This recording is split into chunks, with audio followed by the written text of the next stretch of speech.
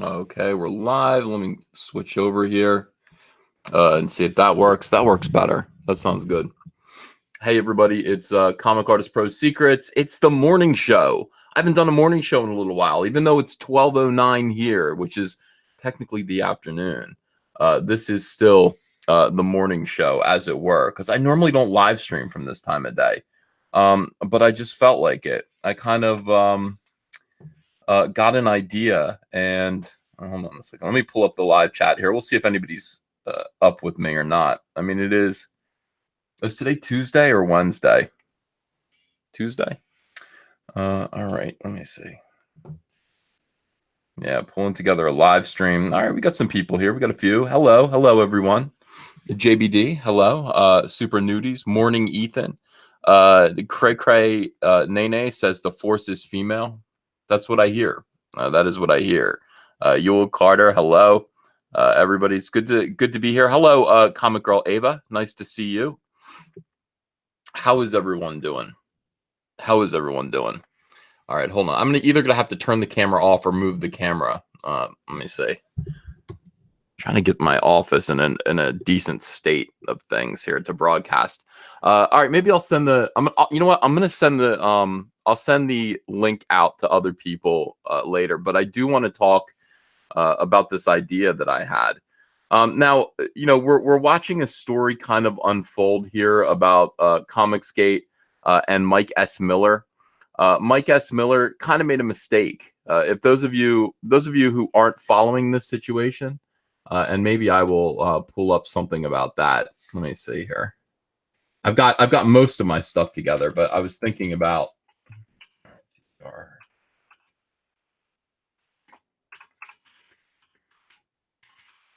right, let's see if we can pull this up. Yeah. All right.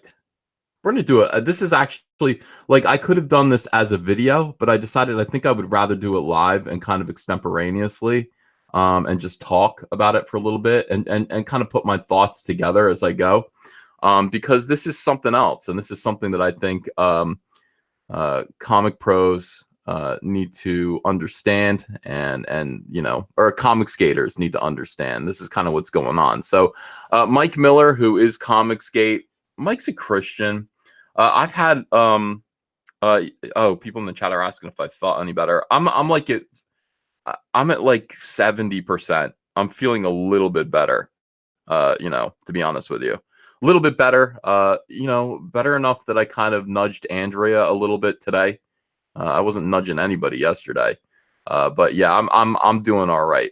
All right. So Mike Miller sparks controversy over use of Mike Wieringo cover sketch. Now everyone knows Mike Miller in Comicsgate.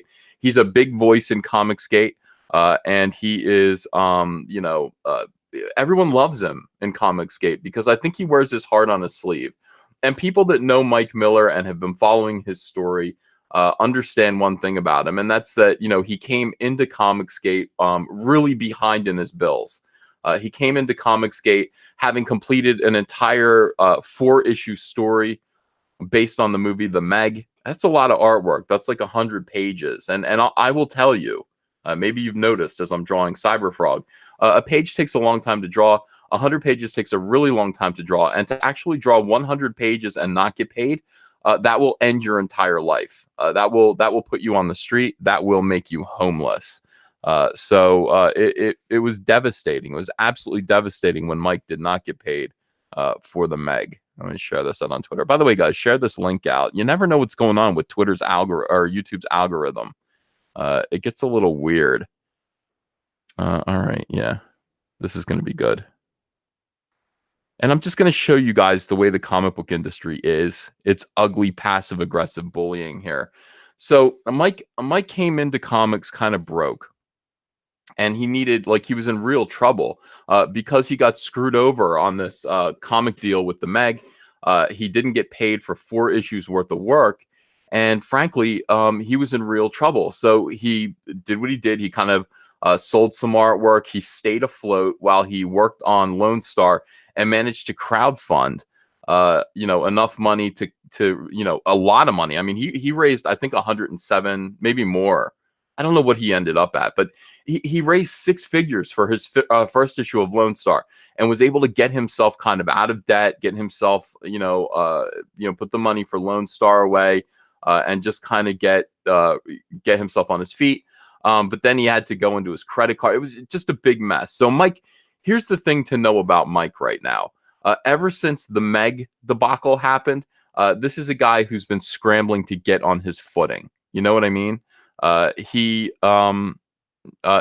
been trying to get himself kind of square and in the black, and it's not easy. So he's doing a lot of different things. He's live streaming more. He's depending on super chats. He's doing auctions. He's selling his artwork on. I never even thought of like auctioning artwork on YouTube before. I never thought of that. Like, that's pretty smart. He's doing that now, and I actually joined him once, and it was profitable. I made like $2,000 in an hour. It was fantastic. Thank you guys. But so Mike is doing everything that he can to make money, and so he's kind of got this kind of I don't know, hustler cap on right now. He's just thinking about stuff, and I think because of that, he made a mistake here. Mike had a Mike Wieringo rough cover sketch, and it was of Spider-Man. It was meant to be a Spider-Man cover. There was a villain in the background, and Mike got this idea to make it into a Lone Star cover. All right, so take the rough Mike Wieringo sketch and draw Lone Star into it, like turn it into a Lone Star cover, and then advertise it as the last Mike Wieringo cover ever. Now, as I said, and I've said it before, I will say it again as clearly as possible, because I have to move on from this. That was a skeevy thing to do. Generally, when it comes to collaborations, there needs to be, let's use the word consent. There needs to be consent. I have to have agreed. Like, nobody, you shouldn't take a drawing that I half finished of Wonder Woman and then finish it as a porno cover and call it my work, for example. Like, that's not right. And similarly, you can't really assign you can't take a half finished cover, put something else over it, and then call it a collaboration. That's not what it is. Okay, it's a tribute. We would call it a tribute in comics. We would mostly, the smartest thing that Mike could have done was to just lightbox the sketch, and then go ahead and draw Lone Star over it, and then say, Mike S. Miller after Mike Wieringo, after the late great Mike Wieringo, and that would have been perfectly okay. That's a tribute. All right, that's just the way it is. Mike didn't do it that way. Mike, he actually drew on the original art. Now, when he was confronted about this, and he was confronted in the most bitch ass way possible. First of all, I told him not to do it. But then after that, it got out to the mainstream, anti-Comicsgate comic industry, the ones who are actually endeavoring to hurt us, to hurt Comicsgate, to stop Comicsgate from working.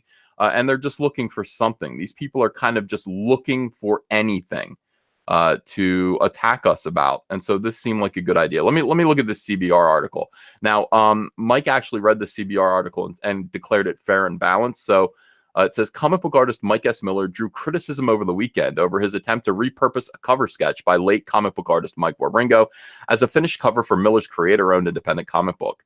The controversy came when Miller announced his plan to market the art as Mike Wieringo's final published cover, when it was merely a cover sketch that Miller penciled and inked over himself.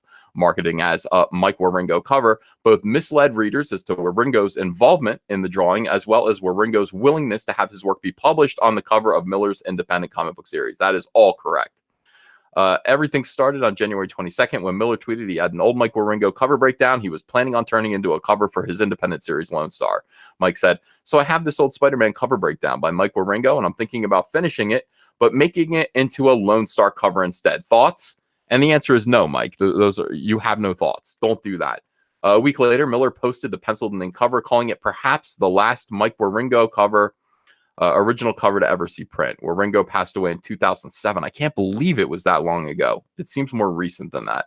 At the age of 44, due to an aortic dissection. Sounds horrible. I'm 44 now. 44 is a dangerous age. I think 44 is the age that Andrew Breitbart was murdered. Died as well. I told Andrea that today, and she said, "Don't say things like that." I was because I'm 44. Okay, so the last Mike Wieringo cover that may ever see print. Mike, this was totally douchey. This was absolutely ridiculous. Hi, everyone in the chat. Appreciate you guys. We got a few people watching in the morning. I love it. Over the weekend, other comic book artists, including Dave Johnson and Cully Hamner, both of these two dudes are douchebags. All right, I'm telling you that. I'm telling you that forthrightly, upfrontly. These guys hate Comicsgate. These guys are far left-wing extremists, and both of these guys are looking for any excuse. Okay, now they're going to pretend that they care about this, and they care about it a little bit. But would they care about this if somebody else did it? Would they care about this if some like Brazilian artist did this? No, they wouldn't care. Not really. They care about it because Mike did it. That's why they care. Hamner tweeted to Miller, pointing out that since all Miller had was a Wieringo cover breakdown, the final published work was not a Mike Wieringo original cover. Now, Cully here is going to not be passive aggressive. He's going to be flat out aggressive. But this happened. Cully's actions here, Cully's words, his tweets happened before or happened after Mike got a heaping helping of passive aggressive from other people. Now, here's Scott Kurtz. I don't know who Scott Kurtz is, I don't think. I imagine he does probably look like this. I really don't know. But he tweets out this, okay? I'm devastated. I sobbed this. No, this was Facebook. I sobbed this morning because I would frame a napkin with a doodle on it from Mike Wieringo. And this morning someone drew someone. This is the thing that they do. Gail Simone does the same exact thing where they say someone and they leave it vague, okay? Like that, and you're supposed to go, well, who would do that? And then they let you know at the end, or they don't let you know, and then they make you ask and find out and be curious and form opinions in your mind about who would probably do something like that. This is the way SJWs operate. Now watch this. Someone drew over one of his sketches and tried to pass it off as a collaboration. And when I tried to confront him about it person to person, he laughed at me and burned it. What makes someone do this? Mike Wieringo was a bright light. He was one of the best of us, and he loved comics and animals. What does this have to do with anything? And he wanted to help everyone. Well, if that were the case, then he probably wouldn't mind Mike doing this. If Mike Wieringo were aware that Mike S. Miller were in dire straits and trying to provide for a family of 5, and this might help him, if Mike Wieringo cared about comics and animals and wanted to help everyone, chances are Mike wouldn't be such a dickhead about it like you're being. It's a privilege to have known him and call him my friend. I'm going to focus on that and everything he gave me and taught me, and use that joy to blot out the Mike S. Millers of this world. Tragic, so sad. Now, this happened to me too. This just happened to me as well. When I initially got in trouble with SJWs, I got kind of a weirdo bunch of messages like this from people I didn't know, like colorists in the comic book industry that I didn't know, who were all concern trolling me. And they sounded exactly like this, seeking my attention, and then talking to me like, why can't you be a good person? Why? All right, check this out. This is what Mike has to endure for this from these people. It's none of their business. Oh, hi, Scott. Hello. Are you going to talk to me as a person or as your online persona? Because I have to tell you, I've been sobbing this morning. This is a man saying this. This is a man saying this to another man. I can't believe you took a piece of his art and drew over it. In what world did you think that was okay? By the way, this is a private exchange between this guy and Mike S. Miller, which this person actually posted on his own Facebook page. Okay, so this person actually took private correspondence between him and Mike, and then he posted it on his own Facebook page. So Scott Kurtz, if you don't like it that I'm reading this on a live stream right now, fuck you. You made this public. I can't believe you took a piece of his art and drew over it. In what world did you think that was okay? Mike says, in what world? In what world are you? In what world do you cry about it? He says, because it was like a 5-minute breakdown that he discarded because he didn't like it. You've been sobbing over this? Dude, my friend died yesterday. Scott Kurtz again. How is this relevant at all to what you did? Mike is gone and will never draw again. Even a doodle on a napkin is precious to those who loved him. Mike, you know it was wrong. These people are a little bit religious here. This is a little bit religious. You've been in the industry for far too long to feign ignorance. I'm sorry your friend died, but that has nothing to do with this, and it's sad that you would throw that into the mix. Mike says it's called perspective. What perspective are you illustrating? That grief made you do this? Is that what you're saying? He says, no, you're crying over a freaking doodle. It's not a doodle. It literally is a doodle. But anyway, we go on. He says, it's a loose breakdown. I've thrown away more detailed work. And he says, yeah, well, you thought it was detailed enough to put his name on it and claim it was his last cover. So which is it? Nothing or his last published work? Is it no biggie or this amazing collaboration? Mike says he drew the breakdown. Should I have not given him credit? Now, this is Mike being disingenuous, okay? Now, I've already explained what I think Mike did wrong here. And in a way, it's like, yeah, you're, people are right to come down and say, no, you cannot call that Mike Wieringo's work. You can call that a tribute to Mike Wieringo, but you may not call it his work. And Mike, I think, finally got that pounded into his head. That took a little while. But I think Mike makes decisions like that based on, how can I make a lot of money? How can I make a lot of money right now? I have a family. How can I make a lot of money? And that's what's going on in Mike's head. And therefore, I'm going to kind of give him a little bit of slack. All right. It's sleazy, but I'm going to give Mike a little bit of slack for that. So here we go. Let's continue this sniveling. Correct. It was wrong to pretend he had anything to do with that final piece. That was all you, and you know it. You tried to profit from a dead man's good name. A dead man's good name. Dead man's good name. You should go ahead and burn it because you've ruined it now, says Scott. Is this hysterical or is this just me? I mean, is this nutty? This is comics. This is the comic book industry. This is the industry that exists right now. The final piece, he says. I've done layouts and breakdowns for comics. I got credit. You credit Mike is actually talking to this guy. Like, Mike doesn't understand what this is. What this is this is a virtue signaling interrogation that will be hung out for Scott's friends to look at and then condemn Mike S. Miller. You credit the artist for the work they did. Don't pretend like you don't know that. And he says, I wish you hadn't, but there's nothing to be done about that. Now, this is exactly how Mark Waid talks too.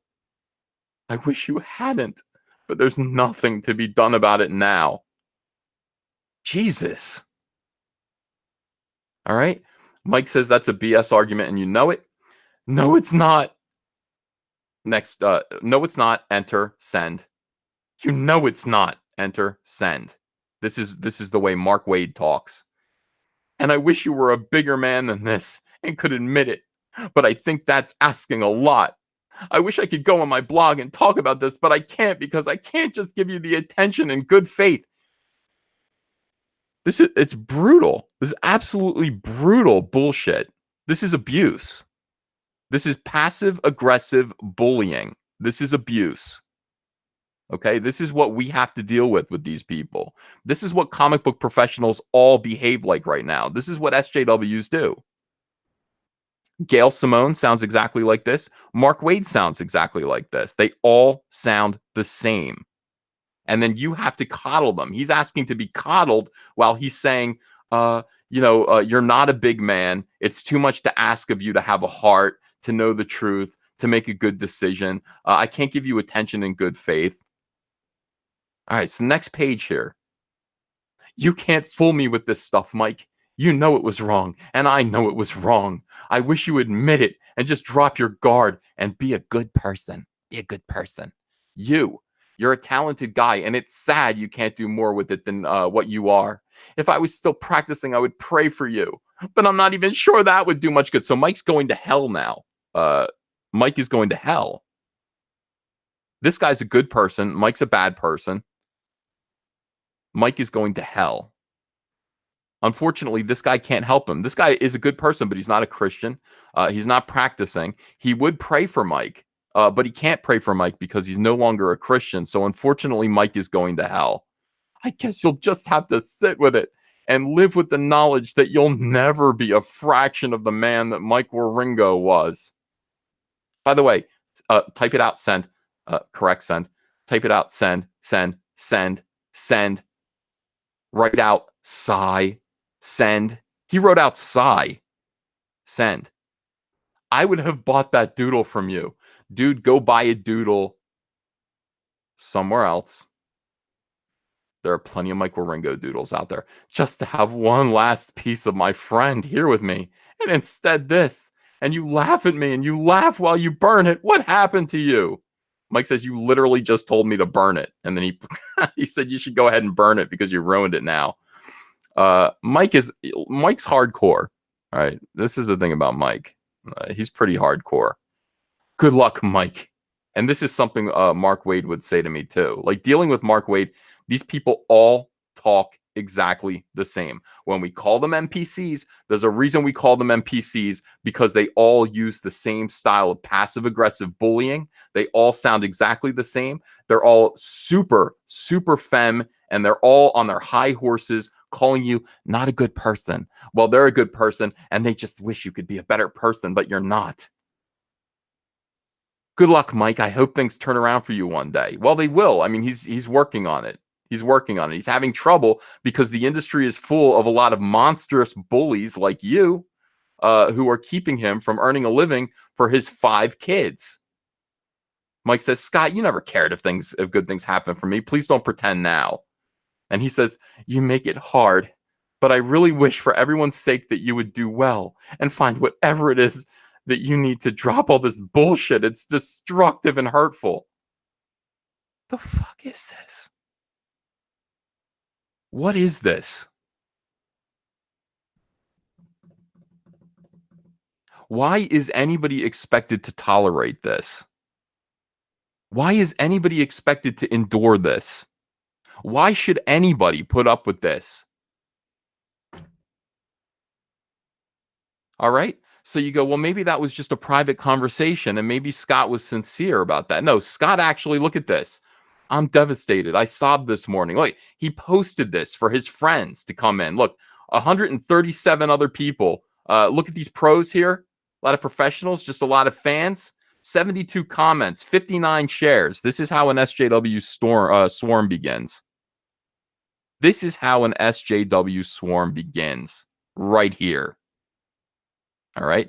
You're watching it happen. This is hardcore bullying. This is what this is. This is what SJWs do. This is how they do it. And you know what? Like, we're supposed to hide and pretend this doesn't happen. We're supposed to just pretend that this isn't going on. We're supposed to be ashamed of this. I don't know, respect it somehow. I don't respect this behavior. This behavior is obnoxious and destructive and evil. And I'm going to point it out every single goddamn time. Here we go. Let's open this up. 72 comments. Monstrous idiots, calling Mike names.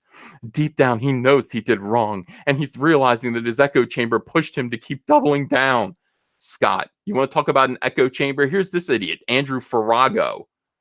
Everyone here, look, scroll down, blah, blah, blah. Bullies, everyone excited about dogpiling on the next victim. Who are we going to victimize next? And here's Mike, who shows up and says, posting private DMs. That's nth level douchebaggery right there, Scotty boy. Nice of you to edit out the part where you came in swinging first. So apparently he edited out his initial attack on Mike. By the way, you're a class act. And then people, yeah, here we go. People just immediately bullying Mike. A public apology, Mike. Public, like the rest of what you did. They're demanding an apology. Do you understand? This is the next thing to do. This is what they want from you. First, they cry over how you've hurt them. You've hurt the world. You've damaged the world, and you need to apologize, Mike. A public apology. Now apologize to the SJWs right now. Apologize to them. An admission of guilt.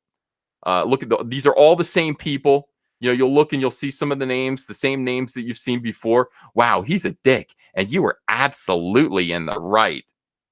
What the hell is going on? Now, what is going on? Now, from here, we go right on. This got spread. So now we've got Cully Hamner, who's going to come in swinging at Mike. This is some manipulative, dishonest, self-serving bullshit right here, dude. If I thought you were even capable of shame, actually just tearing him apart at a human level.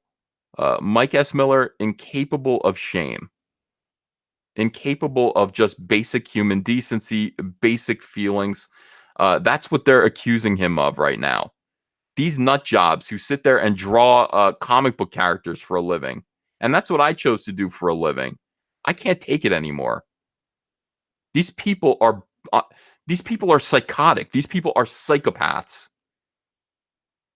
And this is what you get. Like, this is what Mike gets. This is what I get. This is what every comic skater or everyone who dares to stand up to this kind of bullying, this is what they're going to get.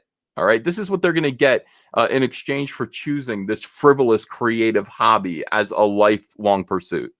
I'm not doing anything in politics. I chose to be a comic book artist. So now I get to deal with these weirdos. And Mike does too. Just abuse. Just absolute abuse. All right. So Matt Waringo shows up, asks Mike to take his name off. Mike does take his name. We know how so Mike actually burned the piece, supposedly. Turns out that was just a photocopy of the piece. That was a trick. They should update this story. Yeah. All right. So here is the ultimate right here. Now you've got an entire industry buzzing about Comicsgate because the comic book industry is collapsing. We talk about this. We talk about this every single day. The comic book industry is dying. It is dying. Sales are down. People are not getting the work that they used to. People are not making the money that they used to. The comic book industry no longer. There's no Wizard magazine. Nobody's a star anymore. Nobody's important. Conventions are all dying. San Diego Comic-Con this past year, Marvel Comics couldn't even afford to be there. Marvel Comics didn't have a presence at San Diego Comic-Con this year. That is a first. That is an absolute first. That is dreadful. Okay, that is absolutely terrifying. So that's the state of things right now. We've got a lot of people who are nervous because they are in their death throes. And now you've got this on Twitter. Now, this is the worst kind of passive-aggressive bullying that there is. Absolutely the worst kind of bullying. You ready to see it? Hey, Joe Quesada. Joe Quesada, Chief Creative Officer, former president of Marvel Comics. This is an important guy, obviously. But I've known Joe for years. Joe was about to bully Mike S. Miller. Now, Joe can't come out directly and say anything about Mike S. Miller, but he wants Mike to know that he's following what's going on. And he wants Mike to know that he thinks Mike's a shithead. Now, this is something that no executive should be involved in. No executive at any big industry should be conscious of the things that are happening at this level. They just shouldn't. They should be worrying about Marvel's bottom line. They should be worried about the movies. They should be worried about all kinds of other things, the TV, merchandising. They should not be worried about whether or not Mike S. Miller traced over a Mike Waringo cover sketch thumbnail. Shouldn't be a concern for somebody like Joe Quesada, and yet it is. And yet it is. Look at this. Sit back, kids. I'm going to tell you all a story. Years ago. Now, I'm not even going to tell his story because it's bullshit. This is Joe's story, and it's meant to. Here's the whole thing. Yeah. There are some people who, if they get better offers, they take them. They don't fulfill their. But on the other hand, Mike Waringo.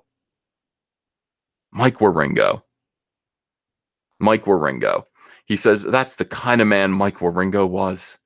I don't resent the other creators who took deals and had to break their commitments, but I will always remember Ringo as the only creator who kept his. The next day, I had lunch with Bill and we both agreed, even though we couldn't match the original offer, we gave Mike a raise that day. Mike Waringo was so incredibly appreciative, but not nearly as much as we were, with his loyalty and for continuing to share his amazing talents with us. This is just a small piece of Mike's legacy and why people love and miss him so much. Yes, he was one hell of an artist and storyteller, but he was also a class act. This is garbage behavior. This is Joe Quesada using Mike Waringo's memory to fire up hatred for Mike S. Miller. Now, I liked Mike Waringo. He was okay. He's a good guy. I was surprised when he died. They called me in the morning. I can't remember who called me. I think it was Todd DeZago. Called me in the morning to let me know. Pretty awful. This story that Joe told is disingenuous. It's meant to just kind of say, what a tribute. Like on the surface, and this is how Gail Simone operates too. This is how they all operate. This is meant to make you go, Joe Quesada's a great guy. He really, yeah, he's sharing memories of Mike Wieringo. This is a poisonous effort to use the memory of Mike Wieringo to fire up hatred for Mike S. Miller. Make no mistake. That's what this is. This is the state of the people in the comic book. When I say that people in comics are the worst people on the face of the earth, I'm not kidding. Like I don't just exaggerate. This is something that would go like everybody who read this, who understands what it was for, probably just went, yeah, nice, thanks, Joe. But I don't know if everybody understands that.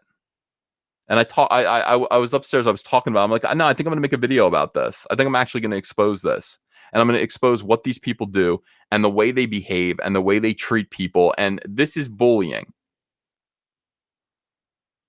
Okay, this is actual real life hardcore bullying. This is an effort to make people hate Mike S. Miller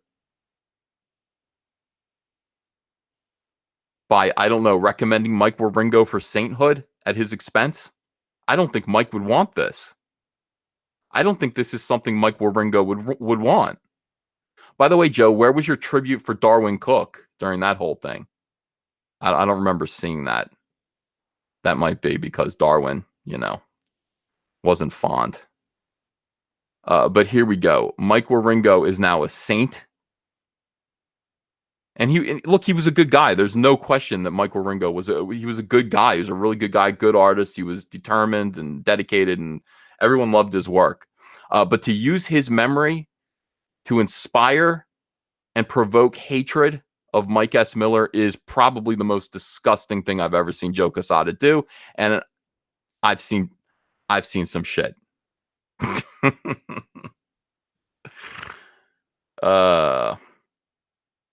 Furious. I'm absolutely furious over this. Now, listen, I have my own critic. You've heard me talk about Mike S. Miller. You've heard me condemn what Mike did. You've heard me. I always tell Mike that what he's doing is wrong. I always do. But Mike is family. Mike's family. He's Comicsgate. He's been through a lot. I will always stand by him. If he needs me, I will be there. He is family.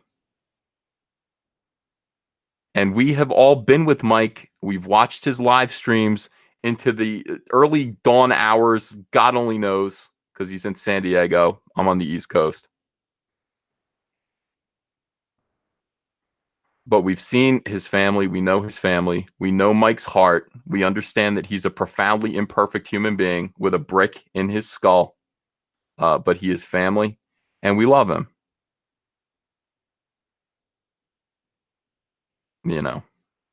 So I find this to be offensive, and that's putting it mildly. I find this to be disgusting. And Joe has been behaving like this for a few months now. Joe has been taking passive-aggressive snipes at Comicsgate, which is something that is pretty damn frightening for anybody who's actually concerned about the well-being of Marvel Comics. I mean, if you actually have some sort of stake in Marvel Comics, whether it's just emotional or financial, and you see Joe Quesada actually out there taking swipes at people like me and Mike S. Miller, John Malin, Diversity in Comics, now it's your boy Zach with Luna, I would be afraid. I would be afraid. I'd be worried. I would be worried. I would hope that Joe had better things to concern himself with. So this is the video that I would have made, but I made it live instead. Thank you guys. I actually, when I talk about this stuff, I actually do get angry. These people are bullies. They are bullies. They are harassers. This is monstrous behavior. And I told, Mike yesterday when Mike looked like he was going to apologize, it's like, don't you dare. Don't do it. Don't apologize to these people. You can't ever do that. This is all disingenuous. They don't really care. You know what? None of these people even really care. They don't care. They don't care. They don't care that Mike did whatever he did to a Mike Wieringo sketch. They don't care about that. They care about destroying Comicsgate. They care about finding something to complain about, and they will use the memory of beloved and deceased comic book pros to do so. They've done it with Jack Kirby. They've done it with Darwyn Cooke. Now they're doing it with Mike Wieringo. And that is reality. All right, so with that, I'm going to read some super chats and talk to you guys in the chat. Thank you so much for listening to me vent. I don't know. I mean, I've been angry for the past 2 days watching stuff go down. Just very angry, and I know my tone has changed. My wife listened to my video. I went on Kevin Logan's live stream last night. She's like, that didn't sound like you at all. That didn't sound like you at all. I was like, wow. That's the real me, baby. That's your husband when some pussy fucks with him. That's the way it is. Yeah. All right, let me read these. Yeah. No, I'm a gentleman. Of course I am. All right, opening a new window.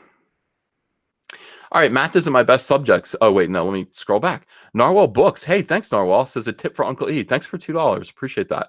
Troy Stewart. Hey, EVS, have a coffee or something on me. Oh, thanks. Ingvi Farman. I hope I pronounced that right.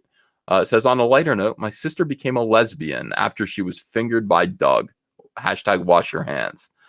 I don't know if that's a lighter note, honestly. I really don't know. Gojirify. Morning, Uncle A. Same to you. Good morning. J. Dodd says, Renfamous wants an in-person debate. Hashtag not a date.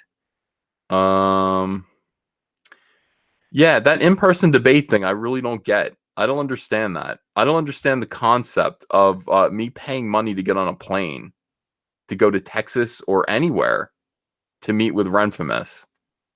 It seems like an excuse. Like it seems like she's asking me to jump through a lot of hoops when it could very simply be done, as we've seen on a live stream instantly. Although I just don't feel like it's important anymore. I mean, I did, initially I wanted to debate Renfamous to, expose her as a bully and to prove that her ideas are bullshit. But she did that herself, she did that herself on that live stream. And I think people came away from her live stream debate or live stream appearance interview with Kevin Logan, with their own opinions. I mean, some people thought Renfamous did great, but I think most people thought she did badly. And anybody who was actually listening to what she was saying and trying to make sense of what she was saying, it did sound like gibberish. She didn't know what she meant. And really what she wanted to do was gossip. She wanted to say awful things that make accusations, It wasn't good. I mean, it just wasn't really good. These people they just want to hate. They just want to hate. Anthony Vogel says, now this is a man baby. Yeah, for real. I don't like it when men say, you hurt me. And that it didn't really hurt them. And I don't know what to do with that. That's a really tough thing for men to deal with other men pretending that they're hurt. I don't know how to deal with it as a man without, I don't know what to do with that. I really don't know how to cope with that. I mean, that's what trebuchets are for. Get away from me. Get as far away from me as you can. J Sim says, so fucking disingenuous. Makes me sick. Yeah. Math isn't my best subject also says, I'm getting physically sick listening to that. Yep. I wish I'd kept all the stuff they were sending to me. I wish I'd kept it. I got rid of it. When you're going through it, you don't know what you're seeing. Like I found all this stuff on Facebook, and so I know what Mike is going through. And Mike doesn't, Mike is kind of surprised by it. I think he's never been swarmed before. He doesn't know what's happening. I do. It's always the same, and I can see it from the outside in, and I'm quite happy to put these guys on blast. Joe Quesada, I'll put you on blast.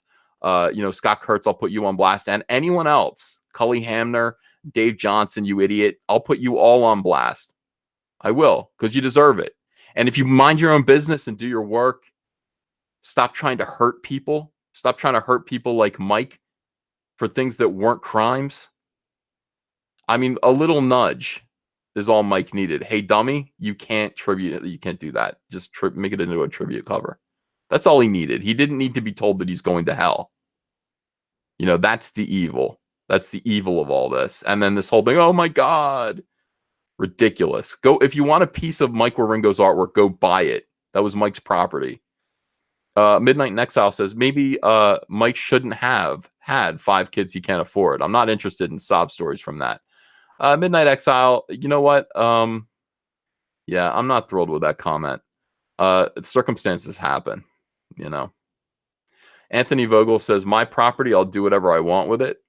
Obi-Wan says, Uncle Ethan, Jeff from World Class Bullshitters found a Valentine's Day dozen roses and their Ticos, initially selling for $240, now just $20. After Jeff posted a video laughing about it. Where do I send yours? Jeff's is on the way. Well, my P.O. box is okay. So send it to me. P.O. Box 607, Marlton, New Jersey 08053. I'm going to be careful about opening this mail. If you guys want to send me bombs and stuff, I will. I might get a mail opener. I might hire somebody because I don't trust these people. These people are nuts. But yeah, I would. Everyone is sending me the dozen rose Ticos. Everyone is sending me that and saying, "What do you think of this?" And I'm thinking that's Valentine's Day. That is love. All right, Nicholas Shades Art, thanks for a $2 donation and then another $1 donation. Thanks so much. Did you not, Nicholas? Next time, if you want to put a message, I'll read it. Mike D says, Raymond. I don't know what you're saying there. Gojirify says, how's your flu? Any better? Yeah, I told Andrea that I'm like, I'm good 60-70% better. Yeah. Went to the dentist today. And I didn't feel so bad about it. They had masks on and they were wearing like gloves. I said, I have a cold. They said, it's okay. That umbrella guy. Hey there. Hey, umbrella guy. Gojirify. Did Mike ink a new Jack Kirby Lone Star cover? I don't know. But I heard about Eric Larson doing that with Savage Dragon. I don't know what the circumstances for that were. And I don't really want to compare. I don't think Eric Larson doing it was so bad. And I don't think, I don't know. I don't think, I think this was entirely about Mike. This was entirely about, Mike, being Comicsgate and people wanting to bully him. I don't think this had anything to do with Mike Wieringo at all. I don't. Because I don't trust these people. I don't think these people are worth taking at their word. I don't think any of them are even thinking about Mike Wieringo at all and what Mike Wieringo might want or think or feel. I think they have a prejudice, a bias against Comicsgate and against Mike. I think the reasons that they have a prejudice are disingenuous and dishonest, not factually based, are entirely prejudiced and biased and bigoted. And I think they wanted to take that out on Mike. So they found an excuse and they wanted to shame him, and they used the memory of Mike Wieringo again to shame Mike S. Miller. Well, we're gonna call out bullshit when we see it. Nicholas Shades Art says, "Hey EVS, just figuring out how to super chat for your financial benefit." Oh, well, thank you. Also, Joe Q is my prime suspect for SJW Spider-Man. Wow, that would be dark. That would be really dark. But I don't think so. SJW Spider-Man, if you look at his timeline, some people told me they went back on his timeline. Before he discovered the Daily Beast slanderous article about Comicsgate, he was just tweeting about the Toronto politics. So SJW Spider-Man is he lives in Canada. If that he lives in Toronto, to narrow it down. And that's just based on, his own tweeting history. So that kind of it narrows down a lot of it eliminates a lot of suspects. Pilgrim Driver says, how crazy will the culture war get leading up to the 2020 presidential election? We are gonna find out, man. We're right in the middle of yeah. I had a talk with Andrea about that too today. Because Andrea's worried. I mean, Andrea's worried about lunatics hurting me. That's a serious thing for her to be concerned about. But I mean, I said, we sat down and we talked about this, and I just said, look, these people are fighting for the privilege of destroying the comic book industry with their ideology. They've allowed weirdos who don't care about comic books to come in and ruin them. And the comic book industry is full of a bunch of beta cuck soy boys who are basically willing to bend over for like third wave lunatic feminists and let them do whatever they want to their hobby. And that would be all fine and good if it's sold, but these things do not sell. Nobody wants this garbage. So I am fighting for my right to continue to do comics the way I want to do them without kowtowing to SJWs. This is my trade. This is what I was put here to do. This is what I chose to do. And I will fight. I'm not going to go away. I'm not going to be quiet. I'm going to fight. I'm going to fight. And what I will end up doing is I will either fail. Either all of my fans, all of my supporters will go away. I will have zero support and then I will fall. That's a possibility.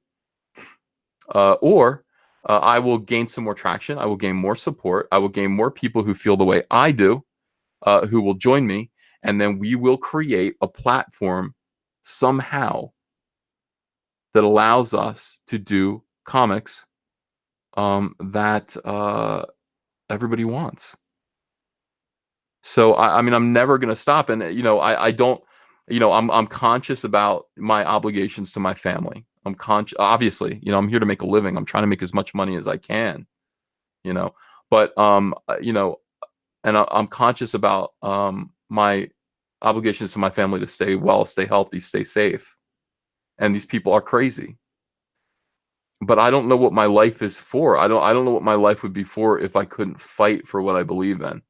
I don't know what I would do. What am I just supposed to keep my head down and what, just do a shill YouTube channel talking about stuff that I don't really feel in my heart. Just humbly draw whatever comic book people let me draw. I can't. I just can't. That wouldn't be living. It's not being a man. So I have to fight. And, one thing that's really, really happened over the course of, these last 2 years, when the persecution with me and SJWs really, really came out of the woodwork. It became strong. It became oppressive. On the day that I talked, I don't think I've told you guys this before. Have I told you this? I'll tell you anyway. This is intensely personal. But on the day that I quit DC Comics, okay, and it was a February, I called them and I said, "What do I have to do? What do I have to do to get out of my contract? How much more? Because, this is not going to end." We were going back and forth. I was sending them. I might make a video about this, exposing it. I have the emails, so I can actually do a video that'll silence this whole Ethan was fired thing once and for all. I have to scribble out names and stuff, but I might do it. Going back and forth, sending them messages and saying, these guys, I'm being attacked. I'm being called a Nazi. They're sending messages to DC. I'm writing to DC Comics and saying, please help me. What can you do to help me? And DC was like, yeah, we're talking about it internally. We see it. It's awful. We're so sorry. I'm like, I don't know what to do. HR, talking to them. And eventually they got back to me and said, look, maybe what you need to do. How do you feel about this? How do you feel about deleting all your social media? Like no Twitter, no YouTube. Get rid of your YouTube account. And I said, oh, okay, let me think about that. And I talked to, again, I slept on it. And I wrote back to them and I said, YouTube is my sword and shield right now. They're calling me a Nazi. So literally, if I don't speak to people and I don't let people know and counter these lies and this defamation, my entire reputation for the rest of my life, possibly, will be that I worship Hitler. Do you understand? I cannot get rid of my YouTube. Twitter is negotiable, but I will never get rid of my YouTube. I always need to speak and speak up for myself. And they said, well, we think that you need to do it. And I said, I can't do it. I can't do it. I can't. Can't. What do I have to do? Let me out of my contract. And we talked about it. And they said, you need to finish, I think, 5 more issues, and then you're done. You owe us 5 issues. And I did 4 of them miserably. Last 4 issues of Hal Jordan and the Green Lantern Corps were, it was so bad. And all the time I'm working on them, I'm being oppressed, I'm being heckled, I'm being hounded, I'm being harassed, I'm being stalked, I'm being called a Nazi, I'm having articles written about me, I'm suffering. And by the 4th issue, when I got the 4th issue, I have 1 more to go. I was supposed to draw Hal number 45 or 46. And I just said, please let me out. I remember like feeling like crying, when I wrote that letter. Just like I wrote to Jeff, I wrote to Dan DiDio, and I said, please let me out. Please don't make me do another one of these. Let me go. And they let me go. So that was it. Now, when that happened, Andrea and I were working out down in the basement, and Andrea there was this mood, this like just awfulness, in the air, this feeling of just, yeah. And Andrea said, do you want to pray? And it was weird because I was thinking at that exact same moment, like, I feel like praying, but I don't pray. I don't pray anymore. And Andrea said, do you want to pray? And I said, yeah. And it was amazing that Andrea could read my mind. She always does. And she doesn't pray either. So this was an amazing thing. So we went upstairs and we just knelt down and prayed that everything would be okay. That everything would be okay in all this. It's like, God, show us what to do from here. What do we do? What do we do? We're in real trouble now. And every single thing that has happened from then until now has instructed me. And I would have to be silly not to acknowledge this, but God is real. I mean, now I was telling Zach this last night. I said I believe in God, and I think I stopped believing God. I think I would actually be like an atheist, towards the end of my run at DC. But things happen for a reason. And that becomes kind of clear. And sometimes God is involved, whether you believe in him or not. But I mean, if you just kind of turn over and say, yeah, help me through this, it does happen. My entire life from the end of that, from that moment, from me being at my lowest there until now, has been one continuous act of providence, just guidance, just God raising me up, giving me everything that I need. And I think to some extent, I mean, just telling me what to say, giving me some insight, making me a better speaker, making me stronger.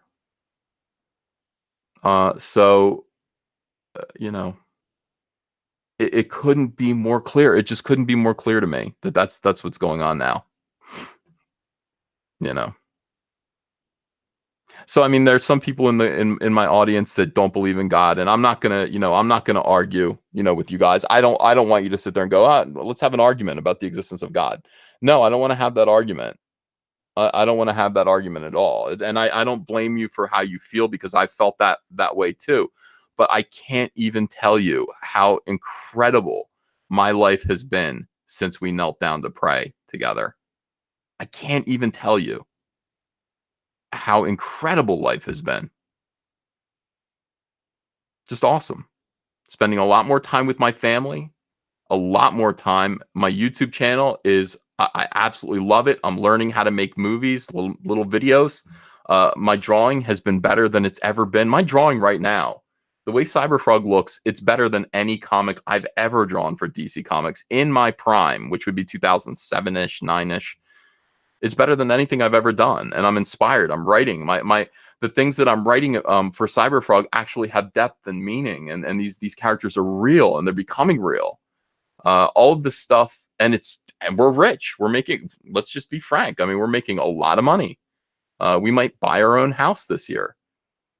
Let's watch how Rainbow Brood does before we say something like that. But we're doing really, really well, and I am going to continue to do this, because I really think that when I prayed, I was almost like inspired and directed to do this. I think it's the right thing. I know I'm right. I know. When I talk on behalf of Comicsgate, it's 100% conviction. I know we're right. I know Comicsgate's correct. I know what we talk about. I know what's going wrong with the comic book industry. I know the poison that has sickened my peers. I see it. I see it. I'm going to point it out to people. I'm going to let them know. I'm going to let them know. All right. So let me read the rest of these super chats here. I appreciate you guys listening, you know. Oh, and thank you, Nicholas Shade, for the super chats and learning how to do that. That means a lot to me. That's, you know, the super chat money goes to, basically it buys us groceries right now. You know, even though I say we're rich, yeah, all that money's in the bank. I haven't touched Cyberfrog money. I have no idea how much money we made from Cyberfrog. It is currently paying taxes, and it is currently paying Kyle, and that is it. So, you know, we don't touch that money. All right. Pilgrim Driver says, oh yeah, okay, I got that one. Francis Lancer says, block that 5 kids comment, dude. F that guy. I'm not going to block him, but I'm going to ask him to be a little bit more sensitive and just think, you know, again, by the grace of God, go all of us. And, you know, you have 5 kids. When things are doing good, life is good, and then everything turns bad, and that's a shame. There we go. It's still there a little bit. Hold on. All right. So Go Jerfly says, how have Dan DiDio and Jeff Johns been to you since you've left DC? Dan DiDio and I had a really nice talk on the phone. He called me from home. And I mean, just really, really good. And he also told me some stuff that clarified what was going on industry wide. And I told him some stuff that I was sorting out, and he agreed. Jeff Johns, I haven't spoken to since I haven't spoken to Jeff Johns since we worked together last. But that's kind of the way Jeff is. I mean, you know, Jeff is a very busy guy. I never bothered him in between, like, the last project that we did before Rebirth and then Rebirth again. I don't call him, and it's just not the relationship we ever really had. When we were working together every single day, we spoke almost every single day. But you know, I don't know. I haven't written to him. I haven't said hello, anything like that. And I wouldn't either, because I don't want to know how Jeff feels about Comicsgate. You know, I don't think I should ask him, and I don't think he should be asked. It would just be, he's not the type of person that takes divisive stances on anything. You know, he's always been very middle of the road. So, you know, I think he would be fully aware that taking a stand on Comicsgate wouldn't be a good idea. Mike Jenkins says, no question about it, Ja is real. Hold on a second.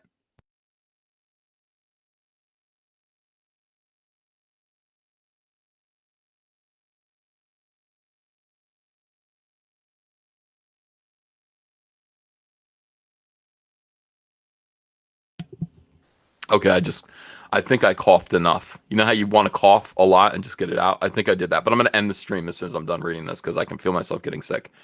Teabag Balzac says, "You're a good man, Ethan. We all support you." Thanks. I appreciate the $2. M. Franklinstein, thanks for $5. Says, "Here's for Andrea. Glad you have her." Me too. Thanks to her for supporting our guy EVS as he keeps fighting the good fight. So I was watching True Detective with her. This is one of those things where you know you have a good woman. So I'm watching True Detective, and there's a scene in it. We're both watching it. There's a scene in it where the cops come up to a poor trailer. I mean, it's just an awful trailer. And there's a rather pretty woman, but she's poor. You know, she's just, I mean, this is like devastating poverty.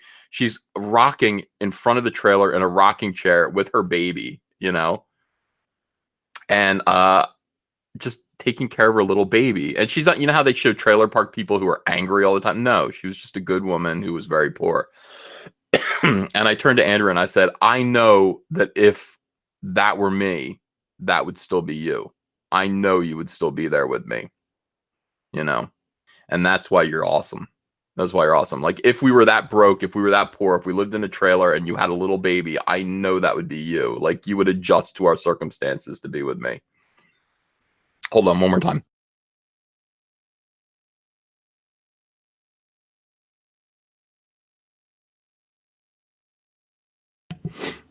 Oh God. Yeah. Talking too much. Yeah, so she's a good woman. I mean, you know, when Andrea said her place was by my side, that was like, that's the key. That's how you know. Francis Lancer says, much respect to all of the gods. Very happy for you. Love the Comicsgate stuff. Maggot 2020.